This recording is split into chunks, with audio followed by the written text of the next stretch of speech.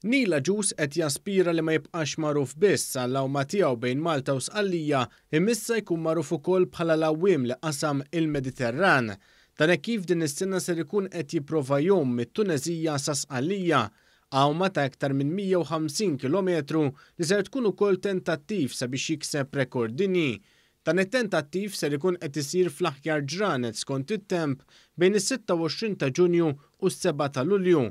U spjega kif għal din l-isfida qed jipprepara ruħu fiżikament anke permezz ta' għawma li ser ikun qed jagħmel madwar il-Gżira Awċija għal 3 darbiet fi 3 ijiem konsekuttivi.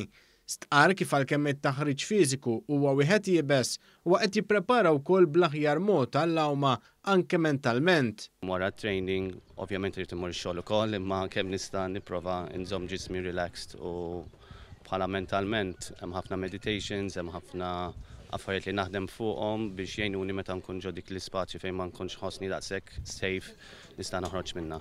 Ma l-isfida ġdida li għandu Nila Ġus huwa ħejja wkoll sfida lill-pubbliku sabiex permezz tagħha jingħaqdu mal-kawża tiegħu u jiġbru 6 biċċiet tal-plastik li jkunu ġew mormija f'postijiet pubbliċi. B'kollox il-mira hija li jinġabru l fuq minn 1 miljun biċċa tal-plastik fi sfida li qed tissejjaħ bħala Double the Wave Challenge. Ġus għalilna kif l-opportunità li wieħed isegwi b'mod dirett l-awma tiegħu mhux l-unika mod kif wieħed jista' juri s-sosten tiegħu lejn din l-isfida. Ħajkollna tracker fuqna biex huma jistgħu jiffollow eżatt fejn aħna u ovvjament iktar li jinvolvu ruħhom iktar jagħmlu challenge, Double the Wave Challenge, iktar ħajkollna pajjiż nadif.